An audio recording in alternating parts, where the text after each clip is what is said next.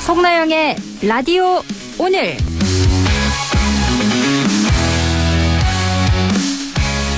여러분 안녕하십니까? 송나영입니다. 국민의힘 장동혁 대표가 더불어민주당을 향해 통일교 게이트 및 공천뇌물 특검법 수용을 촉구하며 국회에서 단식에 돌입했습니다. 장 대표는 이재명 대통령과 민주당은 적당히를 모르는 사람들이라며 강도 높게 비판했는데요. 그런데 아이러니하게도 국민의힘 내부에서는 한동훈 전 대표 제명 문제로 당이 4분 오열되고 있습니다. 중앙윤리위원회가 한 전 대표에 대한 제명안을 의결했지만 과정과 근거가 문제투성이란 지적이 쏟아지고 있는데요. 핵심 증거라는 윤리위 결정문이 무려 2차례나 번복됐고 오세훈 서울시장은 제명은 공멸이라며 여기서 멈춰야 한다고 공개 호소했습니다. 6월 지방선거를 앞두고 보수 진영이 스스로 무너지고 있다는 우려가 커지고 있는 상황입니다. 야당을 향해선 단식까지 불사하며 특검을 외치지만 정작 당 안의 갈등은 해결하지 못하는 모습. 과연 이 모순된 상황을 국민은 어떻게 바라봐야 할까요?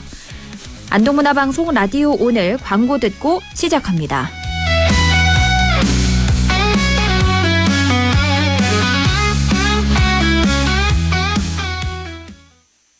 안전화가 이렇게 편해도 돼요? 나도 모르게 집에까지 신고 간다니까요.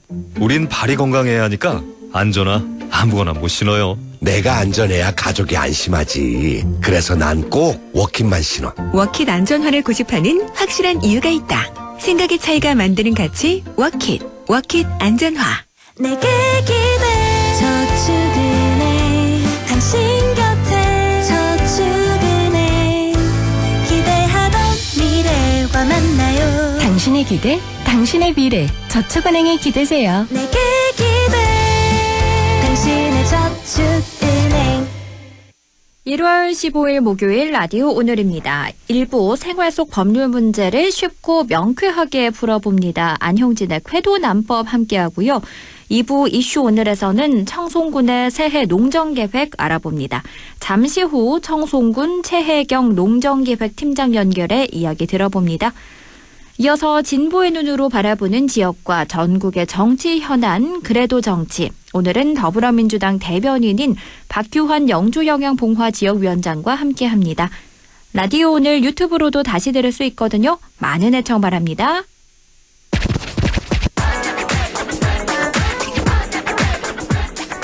안형진의 쾌도난법, 우리 지역과 생활 속 문제를 법적인 관점에서 쉽고 재밌게 풀어봅니다. 안형진 변호사 연결합니다. 안녕하세요. 네, 안녕하십니까. 안형진 변호사입니다. 네, 요즘 지역발전 불균형을 타파하고자 광역자치단체 간의 합병이 해결책 중 하나로 제시되고 있는데요. 오늘은 지역 내 총생산 관점에서 살펴볼게요. 일단 우리가 GDP 얘기는 정말 많이 하는데요. 지역 내 총생산과는 뭐가 다른 건가요? 네. 각 나라의 국력이나 경제적인 국력이나 또는 국민들의 삶의 수준을 판단할 때 우리가 주로 듣는 게 GDP 내지 1인당 GDP입니다. 네. GDP라는 건 우리가 흔히 듣는 건데 국내 총생산, 그로스 도메스틱 프로덕트의 줄임말인데요. 한 국가의 영역 내에서 가계 기업, 정부 등 모든 경제 주체가 일정 기간 동안 생산한 제한 및 서비스의 부가가치를 시장 가격으로 평가해서 합산한 것을 GDP라고 합니다. 네. 그래서 쉽게 말씀드리면 한 나라가 이제 생산하는 총량이다 이렇게 보시면 되는데요. 그런데 그 1인당 GDP는 이제 이런 GDP를 국민 수로 나눈 게 1인당 GDP로 보시면 큰 문제는 없을 걸로 보입니다. 네. 그런데 이런 이제 통계는 당연히 국가별 통계여서 각 광역자치단체별이라든지 기초자치단체별 경제 상황을 파악하기에는 어려운 점이 있습니다. 그렇겠죠. 그래서 나온 개념이 지역 내 총생산, 즉 GRDP인데요. 네. 그러니까 GDP에서 그 중간에 R을 하나 끼운 겁니다. 리저널, 그래서 지역이죠. 네. GRDP란 마찬가지로 일정 기간 동안에 일정 지역 내에서 이제 새로이 창출된 최종 생산물 가치 합을 이제 의미하는 거죠. 그래서 시도 GDP를 또는 뭐 시군 GDP를 뭐 GRDP 이렇게 이제 각 지역마다 파겠다 이렇게 보시면 되겠습니다. 네. 그래서 이 국가데이터처에 2024년 기준 우리 17개 광역자치단체가 있죠. 그 시도별 지역 내의 1인당 총생산 자료를 보면 흥미로운 점이 있습니다. 어떤 거죠? 그러니까 1인당 가장 이제 많은 돈을 벌고 있는 시도가 어디냐 이 문제인데요. 그 네. 순위하고 보통 서울이라고 생각하기 쉽지 않습니까? 네. 그런데 통계로 나타난 바는 울산이 1위입니다. 울산이 광역자치단체인 시도별 지역 내 1인당 총생산 1위라는 거죠? 그렇습니다. 순위를 잠깐 말씀드리면 이게 좀 들어보시면 재밌습니다. 1위가 울산이고요. 8,100만 원 정도 됩니다. 2위는 서울이나 경기도가 아니고 충남입니다. 충남이요. 예, 지금 한참 뭐 충남 대전 뭐 합친다 이런 논의가 나온 네. 충남인데요. 6,700만 원 정도 되고요. 그 다음이 이제 서울이 1년에 한 6,100만 원 번다. 3위고 4위가 또 의외로 전남입니다. 5,900만 원 정도 되고요. 네. 그 다음 5위가 충북 5,600만 원. 그 다음에 우리 6위가 경북 5,200만 원입니다. 17개 시도 중에 우리가 6위를 차지했다는 거고요. 네. 또 재밌는 게 우리 다음으로 바로 오는 게 경기도입니다.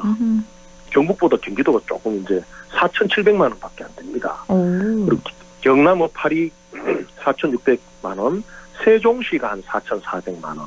그 다음 10위가 강원도 4,200만 원. 또 재밌는 게 10위권 밖으로 11위가 인천인데 4,100만 원입니다. 강원도보다 1인당 소득이 낮다는 거죠. 네. 그 다음이 12위가 제주도 3,900만 원. 대전이 의외로 또 13위 3,800만 원입니다. 그 다음 전북이 14위로 3,700만 원. 광주가 15위 3,700만 원. 16위가 부산 3,700만 원, 한 3,800만 되고 이 꼴찌 등수가 17인데 대구입니다. 바로. 어허. 3,100만 원 정도밖에 안 되는데 네.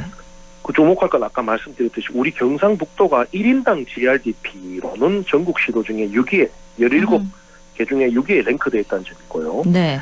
경기도, 경남, 인천, 대전, 광주, 부산보다도 우리가 더 1인당 GRDP 높습니다. 이렇게 높게 나온 이유는 기본적으로 구미하고 포항, 경주 이런 쪽에 공단이나 강당이 아하. 많은 부분을 차지했다고 볼 수 있습니다. 네. 또 하나 주목할 것은 우리가 대도시라고 생각했던 잘 산다고 생각했던 대구가 3,137만 원에 불과해서 전국에서 제일 꼴찌를 했다는 점이죠. 네. 이 점은 대구의 정치인들이 뼈아프게 반성해야 될 대목이라고 아니할 수 없는데요. 네. 자, 지금까지는 이제 요 수치를 보면 뭐가 좀 보이냐면 지금 경북과 대구의 합병 논의가 일정 부분 진행 중인데 대구의 경우 오히려 경북보다도 1인당 생산 그 소득이 60%에 불과하다는 것을 알 수 있습니다. 네. 보통 대구가 1인당 소득이 높다고 생각하는 분들도 많은데 그렇지 않다는 점이 통계로 명확히 드러나고요. 네. 이런 1인당 소득의 차이를 보면은 오히려 통합을 해서 활로를 모색해야 할 절박성은 우리 경상북도보다는 대구가 더 절실하다는 거죠. 그래서 이런 논의, 대구, 경북과 대구의 합병 논의를 할 때에 대구에 끌려갈 것이 아니라 경상북도가 주도할 수 있는 점을 보여주는 거라고 생각하는데요. 네. 좀 더 구체적으로는 통합청사의 위치를 안동에 둬야 되고 이런 우리 경북의 주장을 관철시키면서 합병을 이끌어 나갈 수 있다는 점이 중요합니다. 네. 그리고 지금까지는 1인당 GRDP에 대해서 살펴보았는데요. 네. 이제는 시도별 GRDP 이 관점에 대해서 살펴보겠습니다. 각 시도의 경제 전체 덩치가 얼마 되냐 이 문제인데요. 네. 이것도 좀 재밌습니다. 국가데이터처의 2024년 기준 자료에 의하면은 그 경제 규모가 가장 큰 데가 경기도 651조입니다. 1위입니다. 2위는 575조 원으로 서울이고요. 3위가 151조 원 경남이고 많이 이제 훅 내려가죠. 네. 서울이 575조인데 충남이 비슷하게 4위인데 150조고 5위에 우리 경북이 134조 원으로 랭크되어 있습니다. 네. 17구 중에 상위입니다. 이 정도면. 그러네요. 예, 제가 아는 학생이 있는데 이건 여담인데 너 반에서 너 공부 잘하는 게 상위권이래요. 네. 15 중에 몇 등은 5등 안에 든다 이러고 우스갯소리 그러던데 어쨌든 이건 네. 여담이고요. 하여튼 17 중에 5위면은 상위는 맞죠. 그렇죠. 근데 그 밑으로 이제 가자면 인천이 125조 원, 부산도 우리보다 못합니다.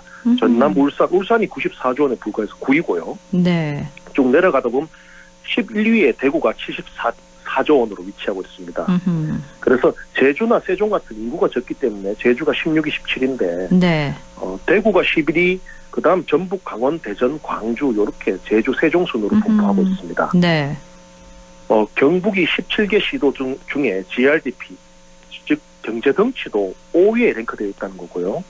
134조 원을 한 해 생산한 건데요. 규모가 인천이나 부산이나 울산, 광주보다 더 크다는 점을 알 수 있고, 그러네요. 제가 보면서 이 경북이 참 생각보다 대단하다 이 점을 느낄 수 있었고요. 네. 반면에 대구는 우리 경북이 134조인데 여기는 74조밖에 안 됩니다. 네. 경북 경제 규모의 약 55%에 불과하다는 건데요. 이 지점에서 또 하나 발견할 수 있는 것은 경북과 대구 합병을 하더라도 경제 규모가 거의 2배에 달하는 경북이 당연히 주도권을 가져야 된다는 점이죠. 네. 이게 통계적으로 또 1인당 GRDP 그리고 GRDP 이 두 측면에서도 우리 경북이 대구에 비해서는 확연히 앞서고 있다는 거고요. 네. 그런데 지금 형국으로 보면은 이 둘을 만약에 합병하더라도 통합청사 및 통합의회는 대구로 가져간다는 전제에서 대구는 통합 논의에 임하고 있는 것으로 보입니다. 지금 네. 거기 신청다 짓는다 하고 난리거든요. 네. 그런데 대구는 경제 규모도 쪼매하고 1인당 소득도 경북보다 월등히 낮기 때문에 통합에 있어서는 경북이 주도권을 가진 게 당연하고 또 통합되었을지라도 그 도청과 의회는 안동이 가져오는 게 맞거든요. 그래서 이러면 이제 통합이 안 되면 어려움에 봉착하는 것은 오히려 대구이지 경북이 아니라는 논의가 나오는 배경이 바로 여기에 있습니다. 네.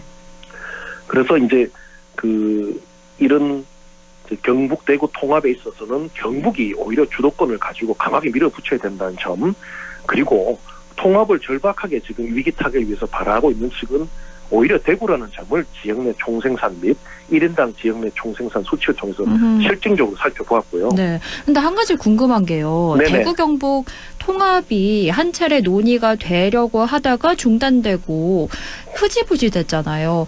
그 그렇습니다. 이유 중 하나가 또 우리 지역민들이 서로 원하지 않는다 이런 여론도 있었는데 지금은 어떤가요?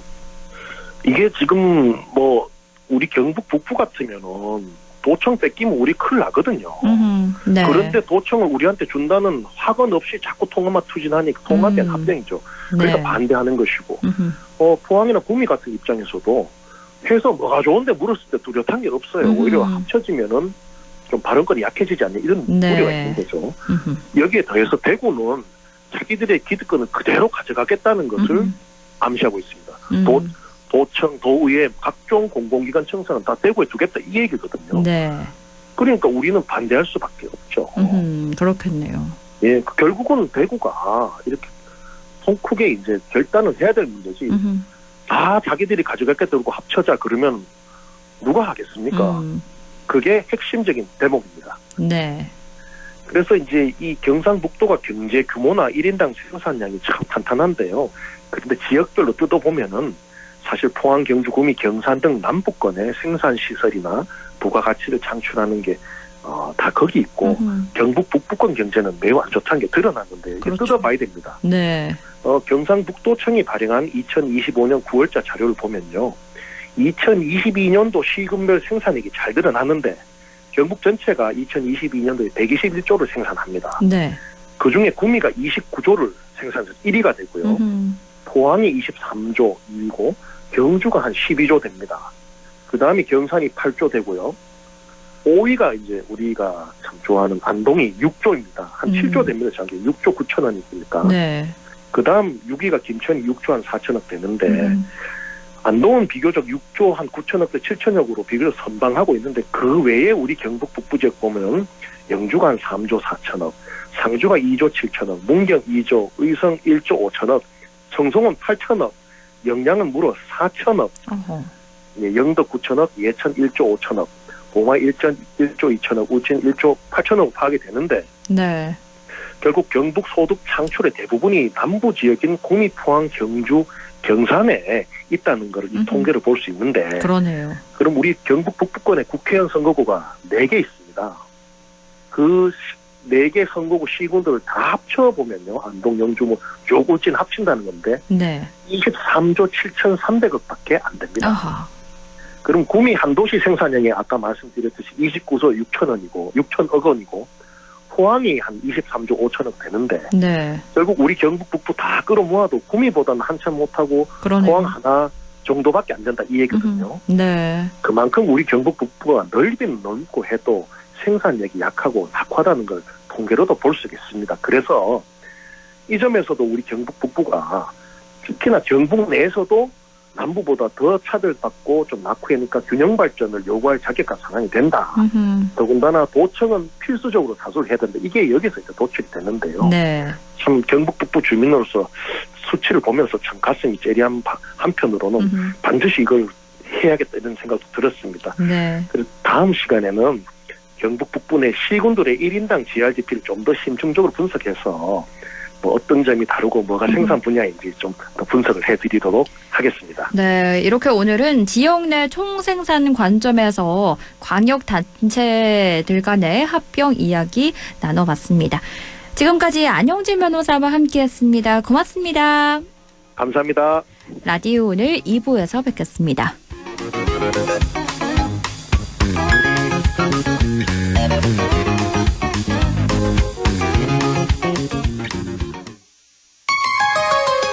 MBC 라디오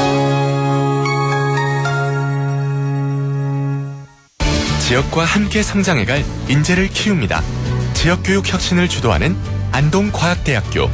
새로운 도전을 위한 성인학습자 평생 직업교육. 해외 우수인재 지역 정착을 위한 명품 교육과정 혁신. 대학이 지역의 미래다. 혁신을 주도하는 안동과학대학교. 아, 땡긴다 땡겨.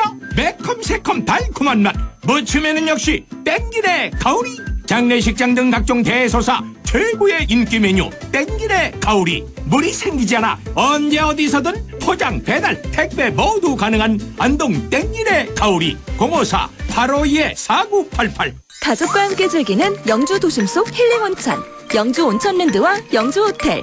하루의 피로를 내려놓고 쉬어가기 좋은 공간에서 온천, 사우나와 숙박을 함께 이용하실 수 있습니다. 숙박, 피트니스, 키즈카페, 찜질방까지 모든 것을 한 번에 즐기는 영주 온천 관광호텔 영주 온천랜드.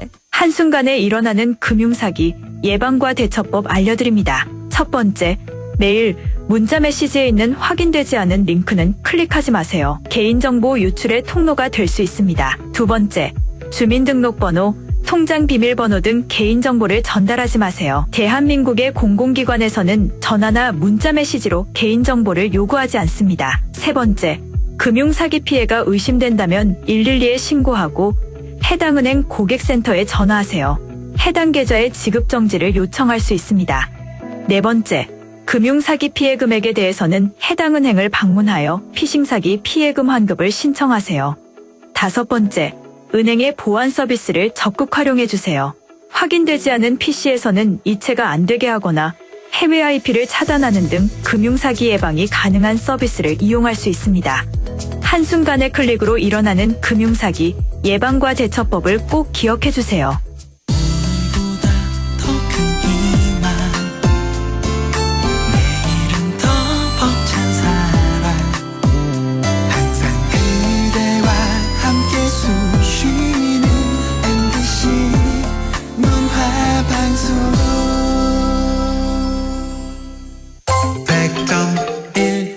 라디오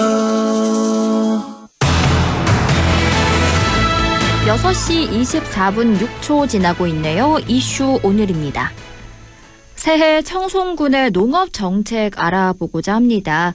기후위기 그리고 고령화 위기 속에 청송군은 어떤 농업 정책을 세웠을까요?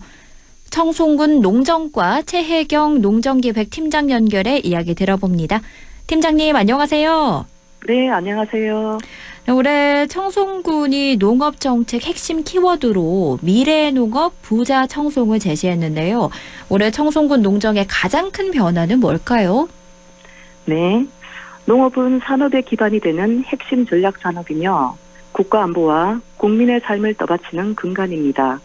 현재와 미래 세대를 위해 농업과 농촌을 만들어가는 주역인 우리 농업인과 농산업 관계자들은 이상기후, 인구 감소, 생산성 저하 등 각종 위기가 심화되고 있는 상황 속에서 지속 가능한 농업과 농촌을 어떻게 만들어 갈 것인가에 대한 고민을 안고 있습니다. 이에 농업을 근간으로 하는 우리 청송군은 2026년 농정 운영 방향을 미래 농업 부자 청송으로 정하고 농민 사업 분야에 전체 예산의 22%인 1,176억 원을 투입하여 지속 가능한 농업 농촌을 만들어가는 정책을 추진해 나갈 예정입니다. 그렇군요. 이번 군수 신년사에서도 언급이 됐다만 농업의 가장 큰 위기를 짚으라면 기후변화와 고령화일 텐데요. 농정기획팀은 이런 농업의 변곡점을 극복하기 위해서 어떤 전략 세우고 있나요? 네, 올해 우리 군 농정 방향은 농업 시스템 전반을 혁신하여 청송농업의 미래 경쟁력을 확보하는 데 있습니다. 이상기후와 용농 인력 부족, 농산물 수입 이슈 등 변화하는 농업 환경에 선제적으로 대응하면서 지속 가능한 미래 농촌을 건설하기 위해 청송사가 미래형 재배 기술 전파, 자연재해에 강한 농업 환경 구축, 농업인 역량 강화로 농업 소득 증가라는 3대 농정 전략을 수립하고 농업 전 분야에 걸쳐 체계적으로 정책을 추진해 나갈 예정입니다. 그중 하나로 사과 재배 환경을 제어할 수 있는 스마트 하우스 구축을 추진한다고 들었는데요. 기존 노지 재배랑 비교했을 때 어떤 도움이 되나요? 네, 2026년 우리 군은 기후 변화에 대응하여 안정적으로 사과를 생산하기 위해 대대응형 사과 스마트팜 하우스 재배 사업을 20개소 70억 원을 투입하여 추진할 예정입니다. 이 사업은 사과 재배 환경 제어 스마트팜 하우스를 구축하는 사업으로 동해로 인한 나무 고사, 개화기 저온에 따른 결실 불량, 여름철 폭염 피해 등 각종 기상재해에 효과적으로 대응할 수 있습니다. 또한 노지 재배에 비해 조기 생산 수확에 이점이 있어 농가 소득 향상에도 크게 기여할 것으로 기대됩니다. 사과 스마트팜 하우스 재배는 이상 기상에 취약한 기존 노지 재배의 문제점을 획기적으로 개선하여 안정적인 사과 생산에 크게 기여할 것입니다. 우리 군은 재대응형 스마트팜 하우스 재배 사업이 향후 청송사과 산업의 방향을 제시하고 나아가 대한민국 사과 산업을 선도할 수 있도록 체계적으로 추진해 나갈 예정입니다. 네, 이런 스마트 하우스처럼 청송 사과의 경쟁력을 높이기 위해서 다양한 사업을 진행 중인데요. 이 미래형 과원이라는 게 구체적으로 어떤 모습일까요? 네, 미래형 과원은 다축, 이축, 고밀식으로 조성된 과원을 말합니다. 이는 기존처럼 나무를 크고 둥근 입체형으로 키우는 방식이 아니라 평면형의 사과벽 형태로 키우는 과원을 말합니다. 미래형 과원은 가지끼리 겹치지 않아 균일한 일조량을 충분히 확보할 수 있어 고품질 사과 생산이 가능하고 기존 재배법에 비해 전정, 적과, 수확, 방제 작업이 훨씬 수월하여 노동력을 크게 줄일 수 있으며 약재 침투가 용이하여 생산비 절감 효과가 있습니다.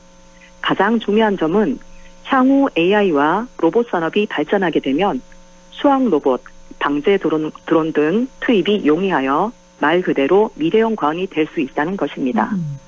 이와 더불어 우리 군은 묘목비 지원 사업을 병행 추진하고 있는데요. 네. 과원 조성에 따른 농가의 초기 부담을 줄이면서 재배 방식 전환을 안정적으로 유도하고 있습니다. 미래형 과원 조성은 산속 카페 청송의 청정 이미지에 선진화된 과학 용용으로 생산되는 고품질 사과라는 신뢰를 더하여 청송 사과를 미래지향적이고 경쟁력 있는 프리미엄 브랜드로 한 단계 끌어올릴 수 있을 것으로 기대하고 있습니다. 그렇군요. 그런데 여느 지방이 그렇듯 청송도 고령화로 인한 일손 부족이 심각할 것 같은데요. 여기에 대응해서 올해 어떤 구체적인 사업들이 준비되어 있을까요?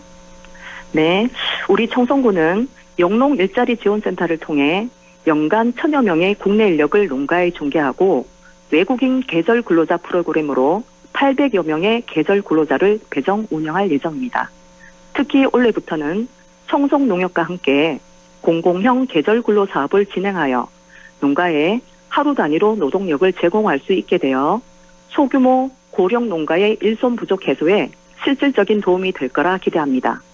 또한 우리 군은 청년 농업인 육성을 위해 청년들이 농업에 진입할 때 겪는 가장 큰 장벽인 소득과 자금 문제를 해결하는 데 집중할 예정입니다.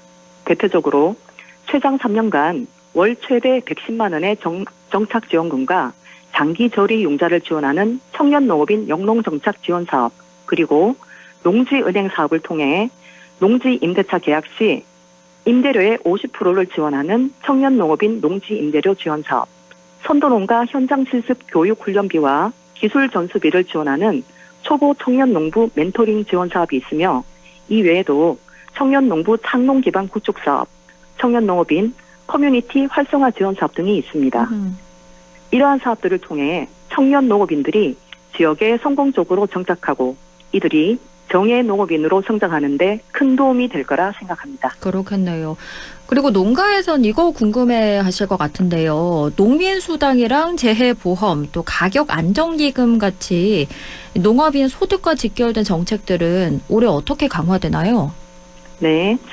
올해 우리 군은 농민수당 지급을 위해 약 40억 원의 예산을 편성하였습니다. 관내 6,600 농가를 대상으로 본격적인 영농철이 시작되는 상반기에 농가당 60만 원을 전액 지급하여 농가 경영비 부담을 덜어드릴 계획입니다. 또한 갈수록 심해지는 이상기후로 이제 농작물 재해보험은 선택이 아닌 필수 경영 안전장치가 되었는데요. 2026년 농작물 재해보험은 태풍, 우박, 집중호우는 물론 봄철 동상해까지 폭넓게 보장하며 사과, 배, 포도, 복숭아, 자두 등 총 23개 품목을 대상으로 정부와 경상북도 그리고 총선군이 보험료를 지원하여 농가의 자부담을 최소화했습니다.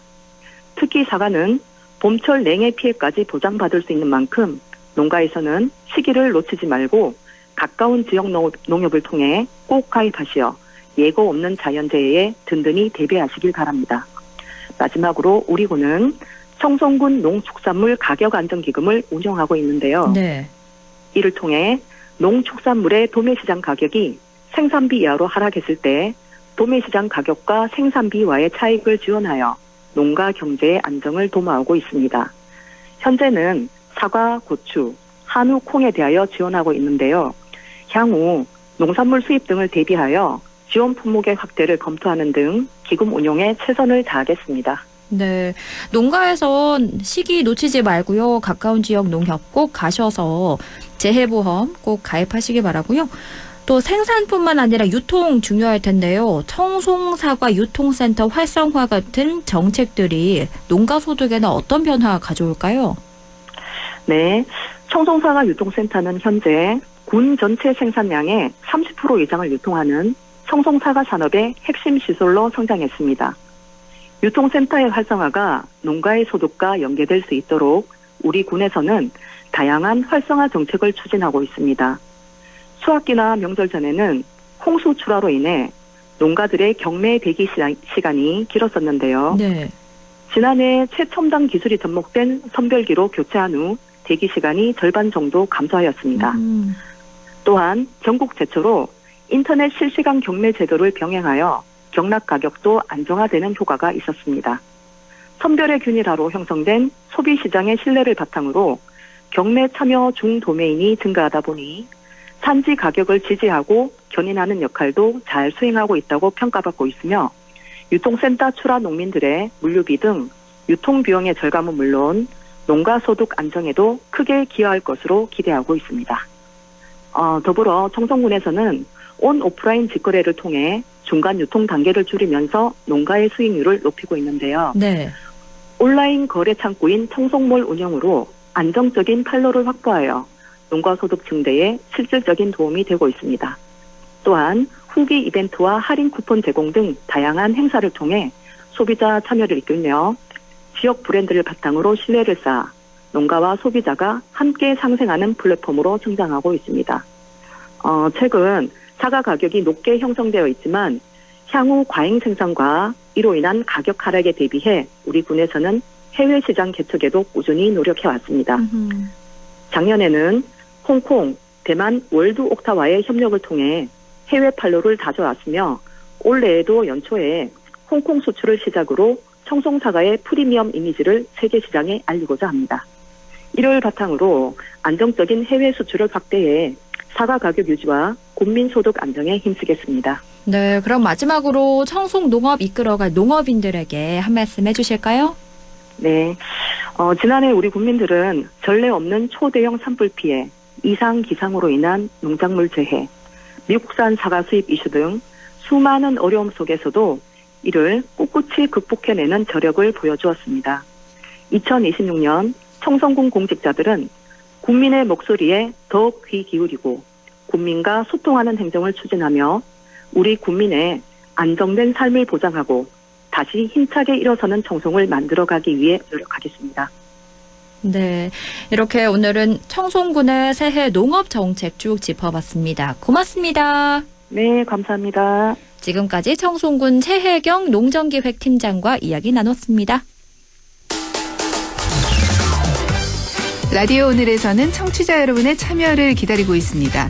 우리 지역에서 발생한 사건, 사고 소식이나 함께 토론하고 싶은 내용을 안동 MBC 홈페이지 라디오 오늘 게시판에 올려주시기 바랍니다.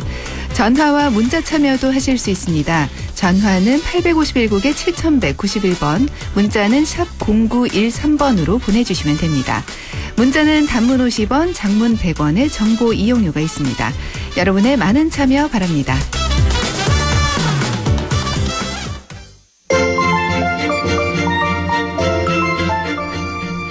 박규환의 그래도 정치, 진보의 눈으로 지역의 현안과 전국적인 정치 현안 짚어봅니다. 오늘은 더불어민주당 대변인이죠. 박규환 영주영양봉화 지역위원장과 함께합니다. 안녕하세요. 네, 반갑습니다. 영주영양봉화 박규환입니다. 지난 화요일이죠. 특검이 내란 우두머리 재판에서 윤석열 전 대통령에게 사형을 구형했는데요. 어떻게 보셨나요? 대다수 국민들이 예측하셨죠. 사형 구형할 거라고. 네. 네. 그게 아시다시피 내란죄는 무기형과 사형밖에 없습니다. 그러니까 법정 최저형이 무기고 법정 최고형이 사형인데요. 상식적으로 최저형을 주려면 감경할 만한 사유가 있어야 되잖아요. 네. 근데 감경 사유라고 하면 통상 죄질이라든가 또 특히 반성 여부 이런 걸 많이 보는데요. 윤석열 씨는 그 범행을 지휘한 우두머리이고, 그리고 또 특히 중요한 게 전혀 반성을 안 했잖아요. 그리고 여전히 계몽령이었다. 이렇게, 내란의 정당성을 또 주장하고 있고, 그렇죠. 그리고 재판을 계속 회피한다든가 이러고, 마지막 그 구형할 때도 우리 다, 영상으로 보셨겠지만, 피식 웃는다든가, 네. 그래서 감경할 만한 사유가 하나도 없어요. 그리고 오히려 가중해야 할 사유는 넘쳐나죠. 우리가 내란죄 형량 얘기할 때 가장 많이 언급하는 사례가 12.12 쿠데타 5.18 학살 주도했던 전두환 노태우잖아요. 근데 네. 실제로 윤석열 씨는 전두환 노태우보다도 죄책이 더 무겁죠. 왜냐하면 헌법을 수호해야 할 의무가 있는 대통령이잖아요. 네. 그 대통령이 국민이 부여한 그 국가 권력을 동원해서 바로 그 주권자인 국민의 기본권을 빼앗고 민주공화국을 무너뜨리려 했다는 점에서요. 사실은 전두환 노태우의 어떤 군사 반란이나 쿠데타 이것보다도 훨씬 더 그 죄책이 무겁다 이렇게 보는 게 맞고요. 그런 점에서 법정 최고형을 구형하는 것 그 이외에 다른 선택지는 저는 없지 않았나 이렇게 봅니다. 1심 선고기일이 다음 달 19일로 지정이 됐는데요. 재판부는 어떤 선택 내릴까요? 저는요. 그 재판부가 조금의 그 어떤 법상식 그리고 또 특히 어떤 민의 왜냐하면 중요하죠.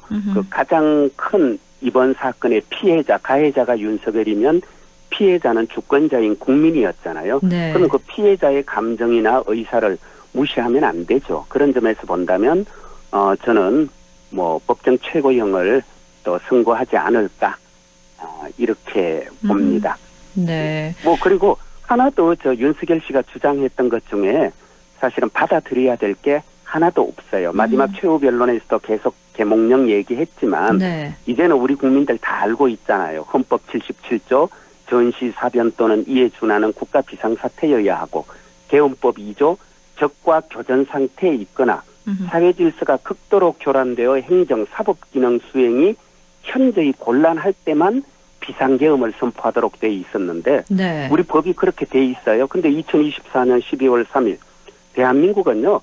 전시 사변도 없었고 그리고 적과 교전도 없었고 행정이나 사법 기능의 마비가 전혀 없었어요. 네. 너무도 평온한 일상 우리 보내고 있었잖아요. 그렇죠. 근데 대통령이 비상계엄을 선포해서 그 일상을 깨뜨리고 무엇보다도 저 헌법기관 그것도 국민 대표기관은 국회를 침탈하고 무력화해서 권력을 완전 독점하겠다. 네. 이건요 민주공화국을 무너뜨리고 절대 왕정 체제로 돌아가겠다 이런 뜻인데 여기서 어떻게 뭐 무슨 암경 사유가 있겠으며 네.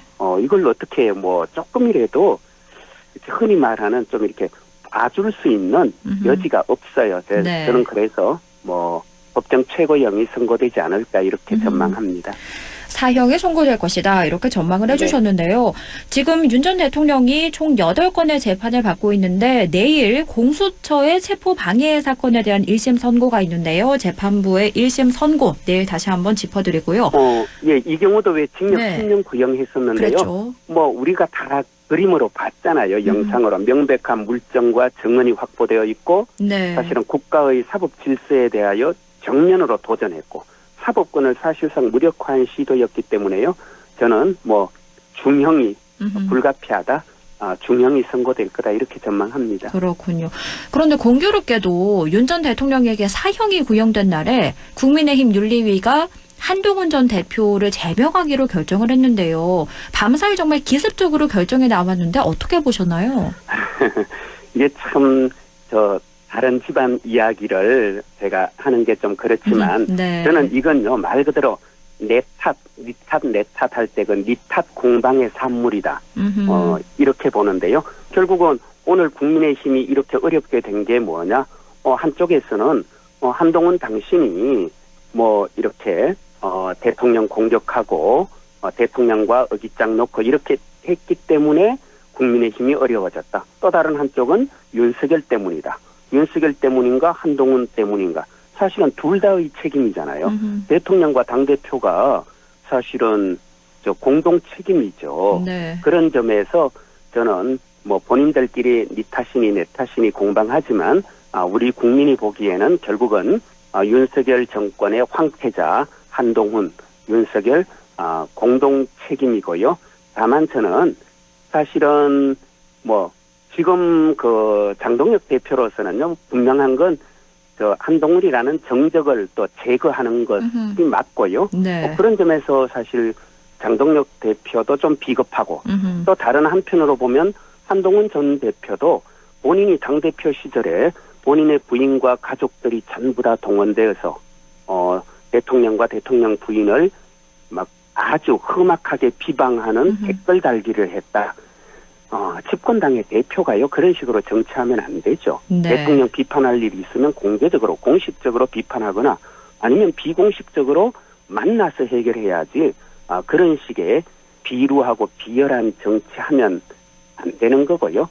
그래서 저는 결국은 뭐 똑같은 사람들끼리 진흙탕에서 저렇게 싸우는구나 이런 네. 느낌이에요.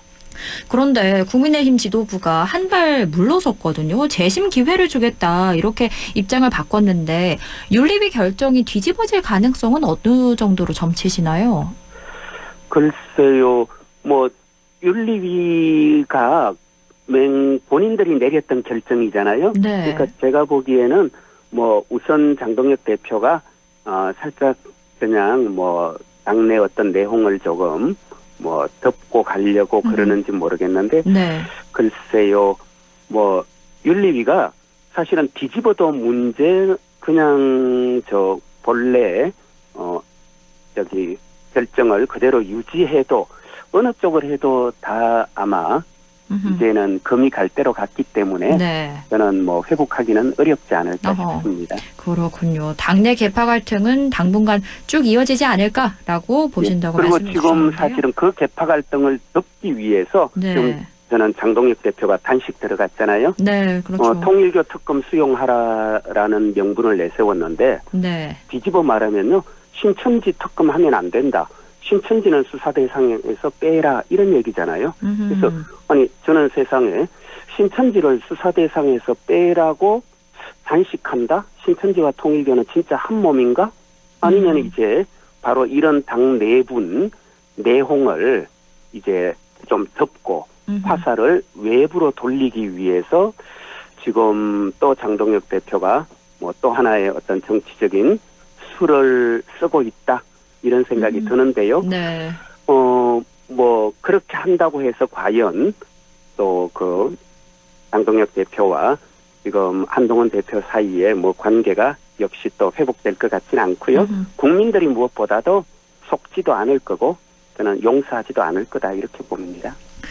그나저나 이 정부의 검찰개혁 법안을 두고 말들이 많은데요. 수사랑 기소분리 원칙이 지켜지지 않고 있다. 이 지점인데 이 정부의 검찰개혁 법안 중에 문제가 되는 쟁점부터 짚어주실까요?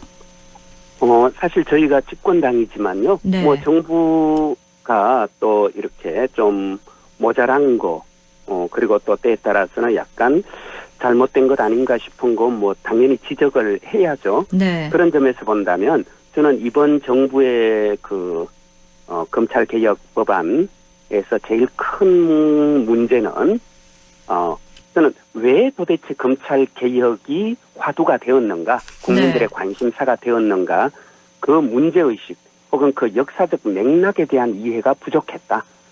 결국 지금 검찰 개혁이 이야기된 건요. 검찰에게 과도한 권한이 집중되고 그리고 그 권한을 자꾸 남용하고 악용하면서 검찰이 하나의 권력 집단이 되어버렸다. 네. 그래서 검찰 마음에 들면 봐주고 검찰 마음에 안 들면 없는 죄도 만들어서 생고생시키고 이걸 우리 국민들이 다 목도했지 않습니까? 네. 그래서 이걸 바로잡자는 것 그것이 검찰 개혁의 어떤 취지이고 출발점이었다. 네. 이걸 좀 잊어버린 것 아닌가. 왜냐하면 지금 현재 나온 거에 따르면요. 결국은 공수청, 그렇죠. 공소청이죠. 공소를 담당한다. 그래서 공소청 검사들은 분명히 수사를 개시하지는 않지만 이 공소청이 또 중수청이죠. 중대범죄수사청을 중수청. 사실상 지휘한다고 해도 과언이 아닐 정도로 그렇게 공소청에 또 권한을 많이 준 것도 문제고요. 그리고 그 형사소송법 개정이 거론되지 않았잖아요. 네. 공소청이 예컨대 보안수사권 이것을 준다면 보안수사도 수사잖아요. 그렇죠. 그래서 공소청이 마음대로 또 수사를 할 수 있는 이런 여지를 여전히 뭐 남겨둔 것 이런 거는요. 현재 검찰이 갖고 있는 그런 어떤 권력 집단화된 모습을 그대로 유지하는 것이라고 볼 수 있고요. 네. 또 중대범죄수사청, 약칭 중수청도 거기 또 조직을 이원 조직으로 만들었어요. 네. 수사사법관. 이거 법률가 쉽게 말하면 기존의 검사의 이름을 수사사법관으로 바꿔서 이 사람들이 전문수사관, 과거 검찰수사관 지휘하듯이 그런 이중적인 조직 체계를 만들어 놓은 것도 문제고요. 그리고 또 이 중수청에 9개 중대범죄를 수사하게 해놨어요. 네. 과거 우리가 문재인 정부 때 수사권 조정을 통해서 검찰은 경제 부패 범죄만 수사하고 남기는 경찰이 이걸 원칙으로 정했는데 이제 법에 만약 9개 범죄를 수사하도록 해버리면 중수청이 모든 수사 다 할 수 있잖아요. 그러니까 그렇죠. 경찰은 결국은 시위나 막고 뭐 흔히 하는 말로 도둑이나 잡고 그 외에 나머지 이른바 특수수사 이거는 전부 다 중수청이 하겠다. 그럼 결국은 공수청의 검사와 그리고 중수청의 수사사법관이 수사와 기소를 그대로 다 사실상 독점하는 이런 행태니까요. 네. 이거는 그냥 검찰청이 두 개로 쪼개지면서 오히려 더 많은 범죄를 수사할 수 있는 이런 모양새를 띠는 측면이 있기 때문에요. 이 부분이 지금 뭐 우리 당 안에서도 그렇고요. 네. 당 바깥에서도 심각하게 지금 문제로 거론되고 있습니다. 현재 정부 안의 자문위원들 16명 중에 6명이 검사가 주축이 되고 있다라고 하면서 사퇴를 했는데요. 또 일각에선 검찰 시즌2 아니냐 이런 비판도 나오고 있습니다.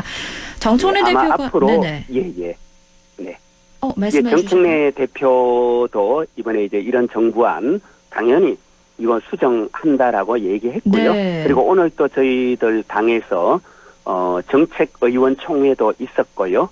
그리고 또 대통령께서도 당이 논의하고 정부는 그 의견을 수렴하라.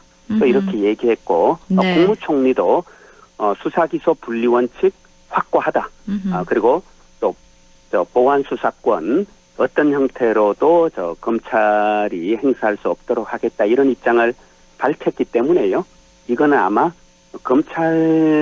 과거 그 검찰의 어떤 마인드를 갖고 있는 그런 분들이 좀 실무적으로 준비한 것 같은데요. 네. 어디까지나 하나의 실무적인 안이잖아요. 네. 이게 확정된 게 아니고. 그렇죠. 이 실무적인 안을 당이 충분히 포기하고 또 국민들의 의견도 구하고 해서 새로운 정말 이런 검찰 개혁을 제대로 할 수 있는 그리고 검찰이 권력 집단화돼 있는 이런 모습 완전히 청산하고요. 국민의 검찰, 이젠 검찰이 아니죠. 네. 이제 수사권과 공소권이 말 그대로 국민의 인권을 위해서 제대로 또 행사될 수 있도록 그런 법안을 저희들이 만들어야죠. 네. 그 과정이죠. 네. 지금 이 법안이 확정된 게 아니라 입법 예고 중이니까요. 앞으로 달라지게 되는 이 보완되는 지점들 저희가 계속해서 짚어드리도록 하겠습니다. 이렇게 건강하게 토론이 또 토의가 오가야죠. 무조건 네. 뭐 정부에서 냈다고 여당이 옹호해주고 이래서도 안 되고요. 네. 같이 토의하면 저는 좋은 또 설계도가 만들어질 거라고 생각합니다. 네. 이렇게 오늘은 한 주간의 굵직한 정치 이슈들 짚어봤습니다. 고맙습니다. 네, 고맙습니다. 지금까지 박효환 영주영양봉화지역위원장과 함께했습니다.